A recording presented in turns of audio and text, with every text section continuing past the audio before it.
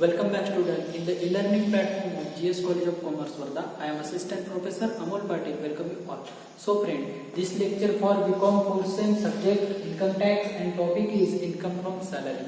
So this is example is very important for you because of this example is government employee.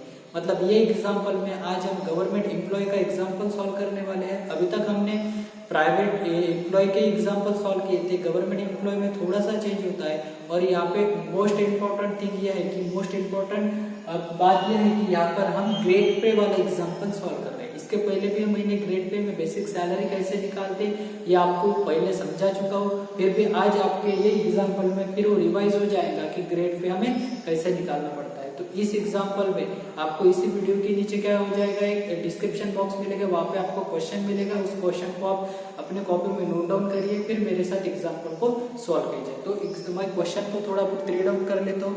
Doctor Govind Shinde was appointed as principal of government college on 1 January 2016. In the grade pay of rupees 16,500-6,000-39,500। मतलब इसका जो grade pay होने वाला है कितना होने वाला है। वर्किंग नोट हम निकालेंगे। नोट में हमें बताया है कब ज्वाइन किया, 1 जनवरी 2016। 1 जनवरी 2016। ग्रेड पे कितना मिलने वाला है, 16,500 बेसिक पे प्लस डैश 6,000 डैश 39,000। इसका मीनिंग क्या है आपको मैंने इसके पहले बता चुका हूँ। मतलब जब वो ज्वाइन करेगा, ज्वाइनिंग में उसकी सैलरी कितनी है 16,500 और ईयर में कितने बढ़ने वाली है 6,000 से उसकी सैलरी इंक्रीज होने वाली है पर ईयर। तो कितने तक, तो 39,000 वैल्यू जो रही वहां तक वो हमें मिलने वाली है। तो नेक्स्ट उसके बाद गिवन है एट द बेसिक पे ऑफ रुपीज 16,500 पर मंथ। ये जो बेसिक पे 16,500 पर मंथ है, his salary is due on the last day of month, his other information are.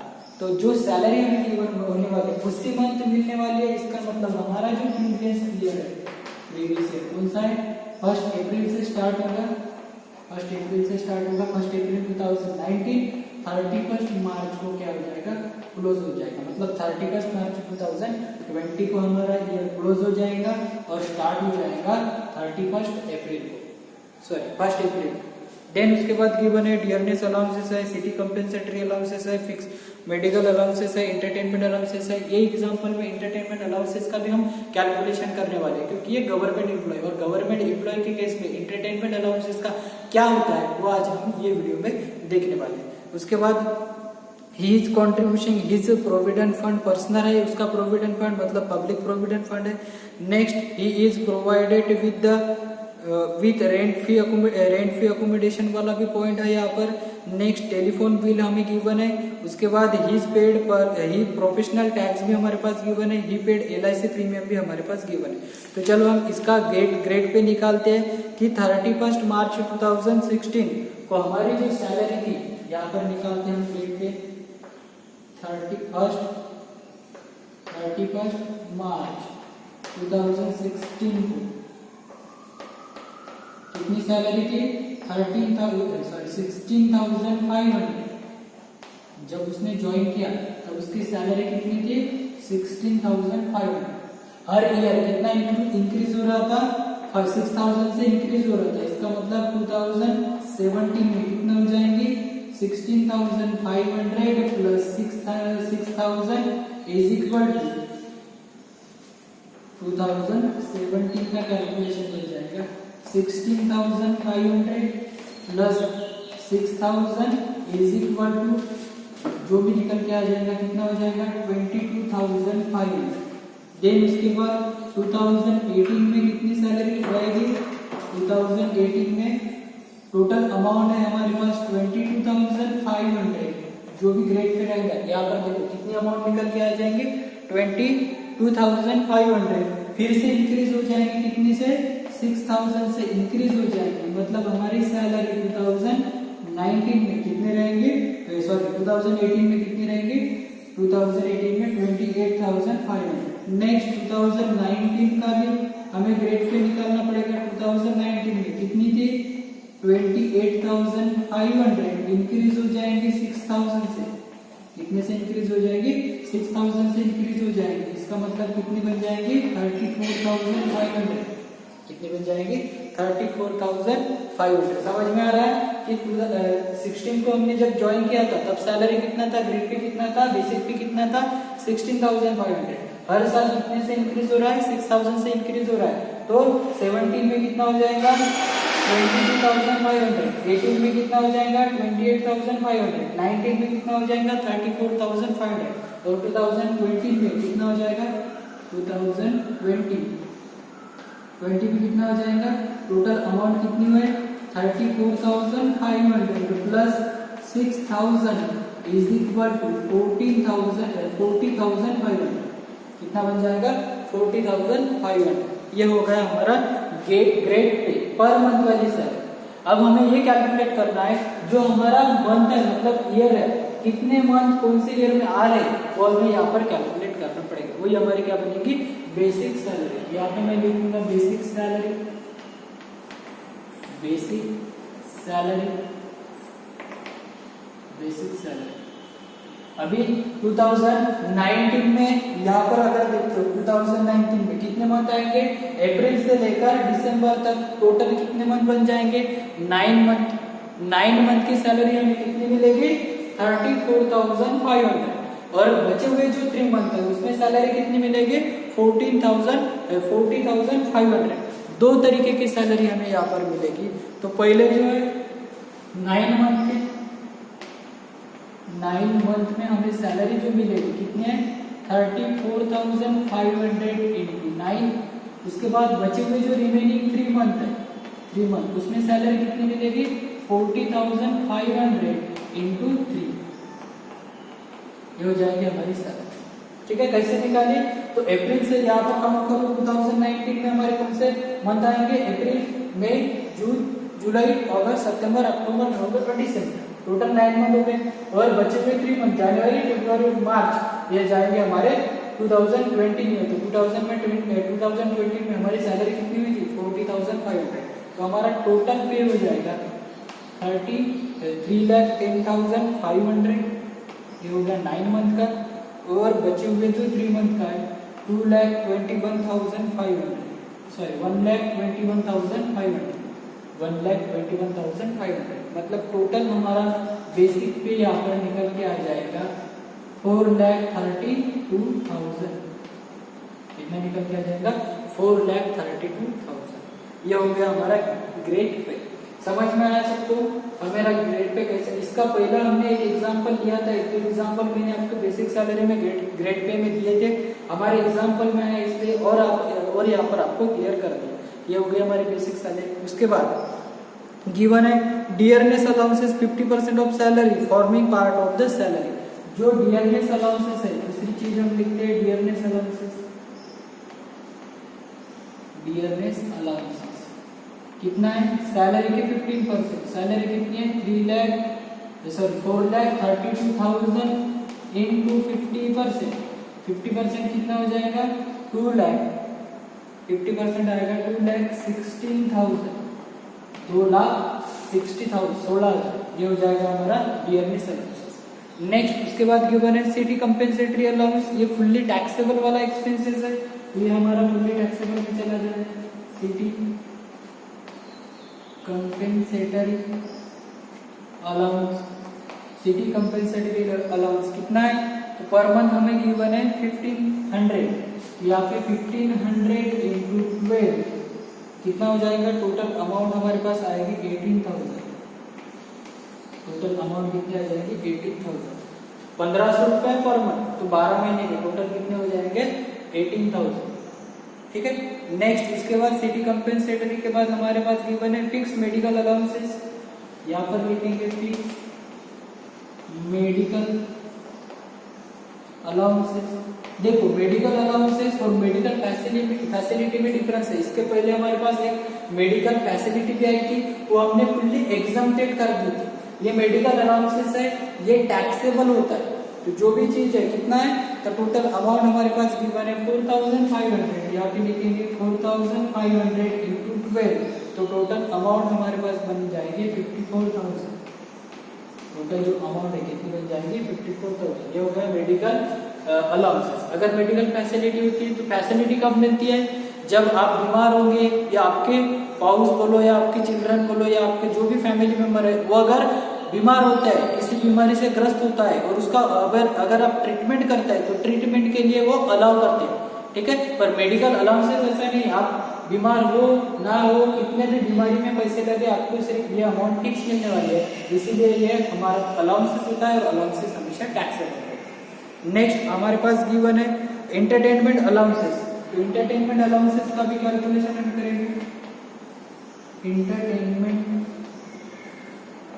Allowances, entertainment allowances कितना है, एंटरटेनमेंट अलाउंसेस रहेगा 1000 पर मंथ, तो टोटल हो जाएंगे 12,000 पर मंथ, तो टोटल कितने हो जाएंगे 12,000।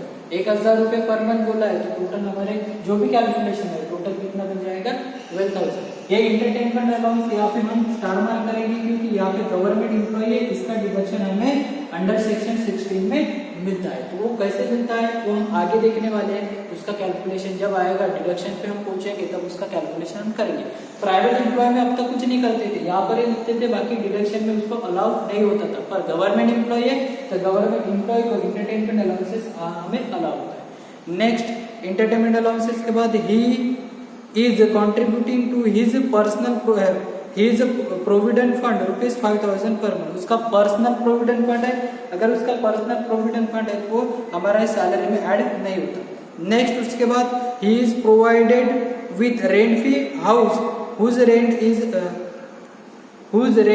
पर the government rule rupees 15,000 per month and cost the furniture rupees 25,000। तो हमने रेंट फ्री अकोमोडेशन में दो तरीके का कैलकुलेशन देखा था। प्राइवेट एम्प्लॉय है तो उसका कैलकुलेशन कैसा रहता है वो हमने पहले देखा था। प्राइवेट एम्प्लॉय में दो चीजें हम देखते थे, कौन से, एक तो 10% सैलरी, उसके बाद 15% सैलरी और उसके बाद 7.5% ऑफ सैलरी, ये रहता था। और जो भी सैलरी निकलती थी उसका कैलकुलेशन या रेंट पेड रहता था उसका कैलकुलेशन देते थे। गवर्नमेंट एम्प्लॉय में ज्यादा सोचने की जरूरत नहीं, जो भी गवर्नमेंट का रूल है उस रूल के हिसाब से वो हमारे पास क्या रहेगा, टैक्सेबल रहेगा। तो यहाँ पे डायरेक्ट गिवन है कि he is provided with the rent free house whose rent as per the government rule rupees 15,000 per month. तो वही हमारे लिए क्या रहेगा, कैलकुलेशन रहेगा। तो हम डायरेक्ट उस पर लिख देंगे rent free accommodation, rent free accommodation total कितना है 15,000। इनर कॉलम में लिखा हमने 15,000 क्योंकि यहाँ पे फर्निश अकोमोडेशन है तो फर्नीचर का भी क्या होता है, प्लस हो जाता है। Cost of 10% cost of furniture, 10% cost of furniture, जो भी कॉस्ट ऑफ फर्नीचर है वो 10% हम यहाँ पे ऐड करते हैं। कॉस्ट ऑफ फर्नीचर कितनी गिवन है 25 and cost of furniture amounted to rupees 25,000। 25,000 पे हम कैलकुलेट करेंगे 10% तो कितना निकल के आ जाएगा 2,500 और टोटल अमाउंट हमारे पास आएगी निकल के 17,500। कितनी अमाउंट निकल के आ जाएगी 17,500। नेक्स्ट उसके बाद क्या गिवन है, telephone bill is paid by college rupees 5,000। Telephone bill किसने पेड किया, कॉलेज ने पेड किया, तो उसका डिडक्शन मतलब वो फुल्ली एग्जम्प्टेड रहेगा। Telephone bill paid by college, अगर कॉलेज पेड करता है तो क्या रहेगा हमारे लिए एग्जम्प्टेड रहेगा, उसका कैलकुलेशन नहीं होगा, टैक्स हो जाएगा, ठीक है। नेक्स्ट उसके बाद गिवन है he paid is professional tax, वो हमारा डिडक्शन में चला जाता है। He paid is LIC premium rupees 16,000, वो अंडर सेक्शन 18 मतलब डिडक्शन में जाता है। तो डिडक्शन कैसे रहते हैं वो टॉपिक अलग से हम पढ़ेंगे क्योंकि वो भी हमारे कैलकुलेशन में आता है। तो ये हो गई हमारी टोटल ग्रॉस सैलरी, इसकी टोटल हम करेंगे ग्रॉस सैलरी।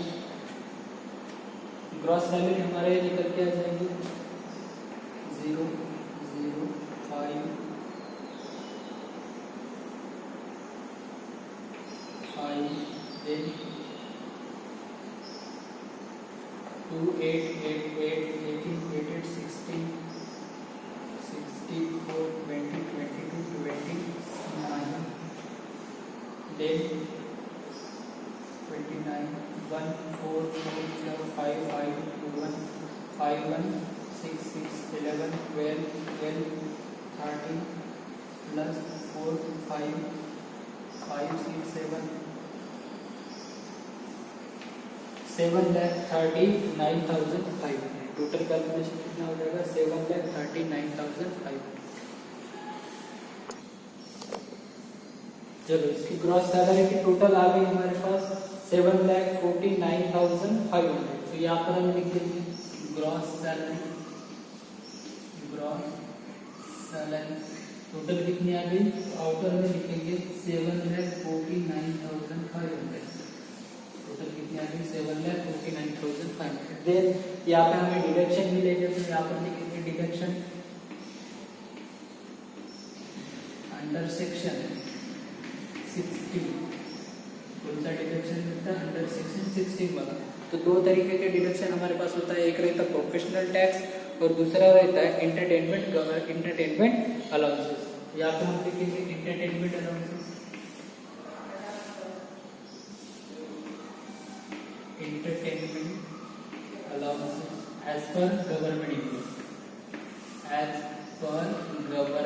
employee, ये सिर्फ गवर्नमेंट एम्प्लॉय के लिए ही मिलता है क्या, इसलिए हमने यही पर कैलकुलेशन किया। ध्यान रखना यहाँ पे तीन चीजें आपको पूछेगी, तो इम्पोर्टेंट पॉइंट आपके लिए इसलिए बनता है, आपको यहाँ पर एमसीक्यूज बन सकता है कि इंटरटेनमेंट अलाउंसेस का कैलकुलेशन करो, तो आप यहाँ पर आपको तीन चीजें कैलकुलेट करना है। पहले इंटरटेनमेंट अलाउंसेस, दूसरा 20% ऑफ सैलरी और तीसरा क्या मैक्सिमम लिमिट 5,000। इन तीन केस में जो भी रहेगा वो whichever is the lower calculation रहेगा।